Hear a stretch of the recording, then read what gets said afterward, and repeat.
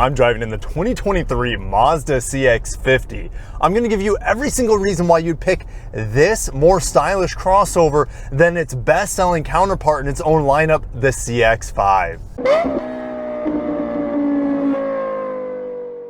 Now the CX-5 is an amazing vehicle. That is why it is Mazda's top-selling vehicle. But the CX-50 comes with styling that the CX-5 can't quite match. Even after the refresh of the CX-5 in 2022, the CX-50 came out as a 2023 model. It is lower, it is wider, it's a little bit longer, and it just has that more rugged, more chiseled machismo look to it. You got that blacked out grille, you have the more muscular wheel arches, which gives it a big edge over the more upright and softer looking CX-5. The next reason you'd pick this vehicle over the CX-5 is for towing.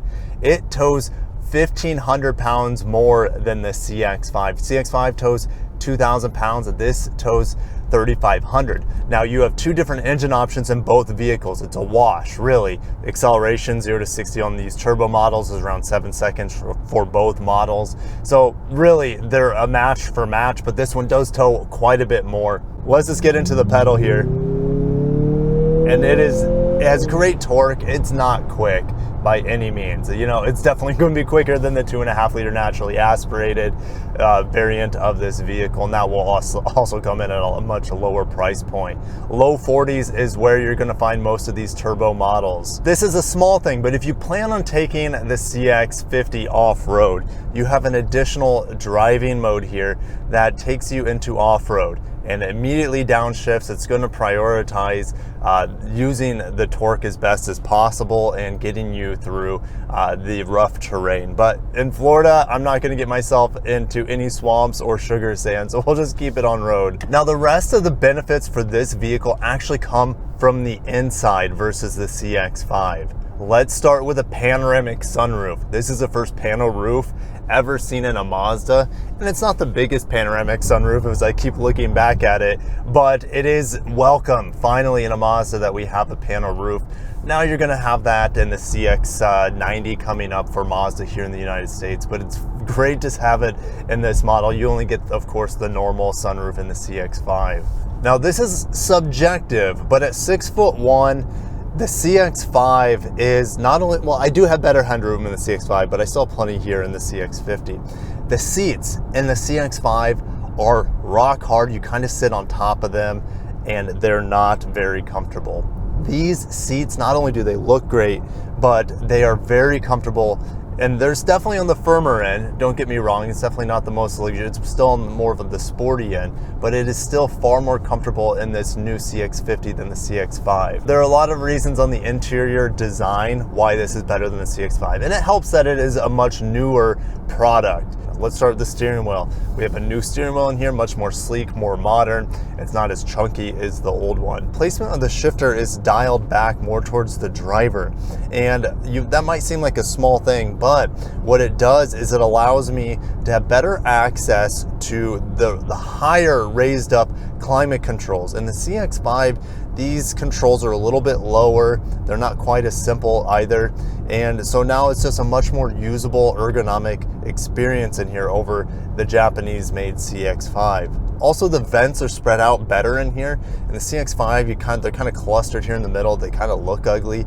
The design of where the vents go in here is much better. You also have a hidden vent in here, kind of like the CX-30 as well as the Mazda 3. Now, what's great about Mazda is that they allow you to use the touchscreen when you're in Apple CarPlay and Android Auto when you're driving. That is something that they haven't done before. Now, they don't want you to. They give you a disclaimer when you enable that touchscreen in the menus. And it's even more evident with the screen being pulled back. But the cool thing is the design of the screen is melted more into the dash. In the CX-5, it comes out a little bit more, which is better for touchscreen, but it is kind of like just tacked onto the dash. It doesn't look as premium as the dash that accommodates this screen. The rotary dial is much bigger and wider in here compared to the CX-5 that feels a little bit chunky, so it's a little bit easier to rest my hand on it and scroll through here if I don't want to use the touchscreen. And while you can use this as a touchscreen for Apple CarPlay and Android Auto, more importantly, I think, is that it is wireless here in the CX-50, and the CX-5, you still have to plug it in old school style.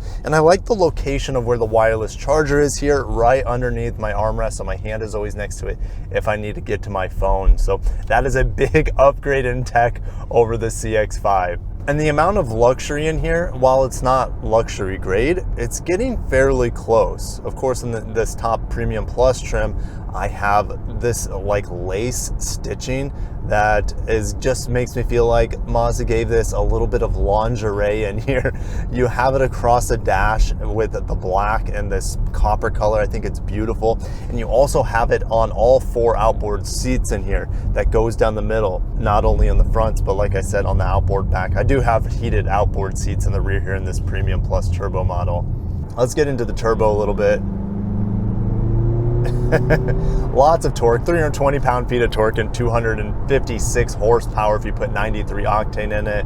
Most of you will be putting regular, which will take just fine. It'll give you around 226 horsepower if I remember correctly. The cool thing about this Mazda CX-50 as well is it is built in America, in Alabama, at a brand new plant made alongside a Toyota Corolla Cross models. And so that is kind of a great selling feature for this vehicle. If you want to support American labor, American economy a little bit more, you can do that. The CX-5 is built in Japan, and that has its own benefits as well, with those hands making those CX-5s for a long time now. So quality control in theory could be a little bit better on the CX-5, but this vehicle here in late 2022 feels better put together than the model I had for review, and I think it was September. So this feels every bit as quality as the CX-5 does now. Fuel economy is not amazing on this turbo model, nor is it going to be on the naturally aspirated.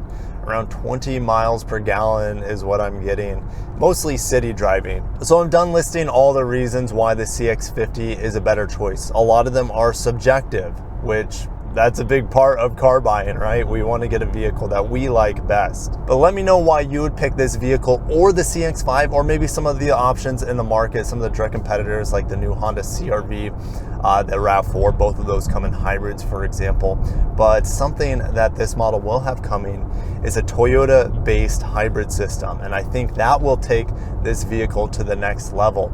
It probably won't have the best acceleration compared to this turbo model, but instead of 20 miles per gallon, you'll be seeing probably 35 miles per gallon, and to me, that is a no-brainer. So Mazda, bring that hybrid model of the CX-50 to market as soon as possible.